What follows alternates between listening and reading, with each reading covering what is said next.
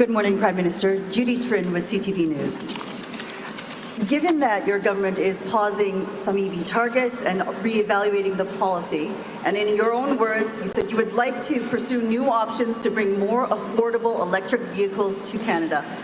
Does that mean that your government is also considering lifting the 100% tariffs that your predecessor put on electric vehicles made in China that have triggered punishing tariffs on the canola industry in Western Canada?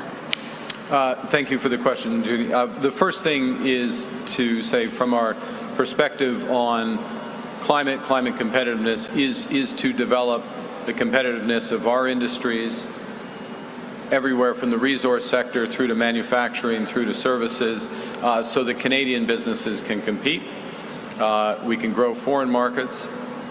We can grow jobs and sustainable jobs here in Canada. And in that regard, there's a series of measures that we're taking and will take, starts from the tax system and works its way out, so that the investments in decarbonization are happening here in Canada. You will see some elements of that coming with the major projects when those announcements are made as well, but there'll be a more comprehensive approach for climate competitiveness as part of our global industrial competitiveness strategy, and you'll see that in the coming weeks. That's the first point. So I want to put it into that context. The second is that we are working through, we're at the start of a restructuring in the Canadian auto sector. The suspension of the EV mandate for 2026 is part of helping with that. Crucially, that strategic response fund that we announced today, the $5 billion that's available for retooling, reinvestment, repositioning, we expect heavy use in the auto industry to help with that repositioning. And it is in the context of broader trade discussions, yes, with the United States, first and foremost, given the deep ties between Canada and the United States in the auto sector, as well as other countries. With respect to China, we have begun more intense engagement with China with respect, first and foremost, to canola and other agriculture and seafood products, but it will, I'm sure those discussions will branch out, but it's too early to come to any conclusions on those. Thank you. Prime Minister Tom Harrod with CBC. Can I ask you, if you're reviewing the EV mandate, are you open to the idea of scrapping it altogether like the Conservatives are demanding? And I guess how should Canadians, we're just asked this in French, but how should Canadians, I guess, see your commitment to Canada's climate goals? And if I could get you to clarify just on another matter, Minister LeBlanc said yesterday you're now pursuing smaller deals on certain sectors with the United States on tariffs. Why are you pursuing that strategy? Well, let me, I'm going to take the second part first, and I'll come back to you first, which is Minister LeBlanc. What Minister LeBlanc said yesterday is what I said the day before, actually, so it's good to see that we're lined up. We're all lined up in the strategy. What's happening with our situation with the United States, and I'll do this quickly. We have the best deal of any country right now, 85% tariff-free, lowest tariff rate. The issue is the strategic sectors, and it's a big issue. Flavio Volpe is here. Thank you for coming. Flavio, he knows it well.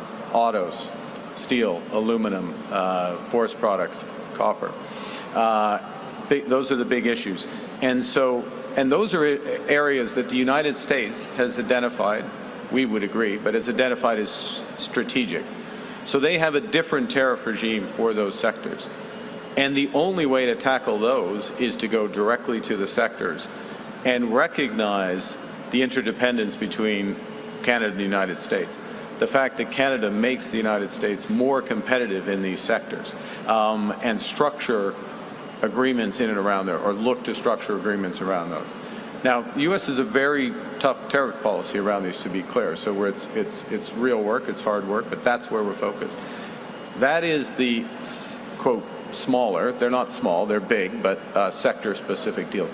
At the same time, there will be a review of our overall trading arrangement with the United States and Mexico, CUSMA.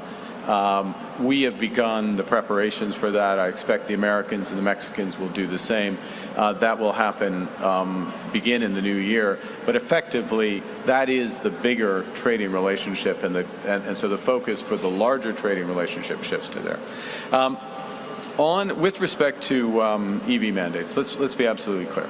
We have an auto sector because of the massive change in U.S. trade policy, is under extreme pressure. We recognize that. That's why we put in place the major liquidity facility, and it is an enormous liquidity facility, the large enterprise tariff facility. That's why we're putting in place $5 billion in the strategic response fund. That's why we're working with worker retraining. And that's why we're also looking for buy Canadian opportunities with that sector, okay, that and other sectors.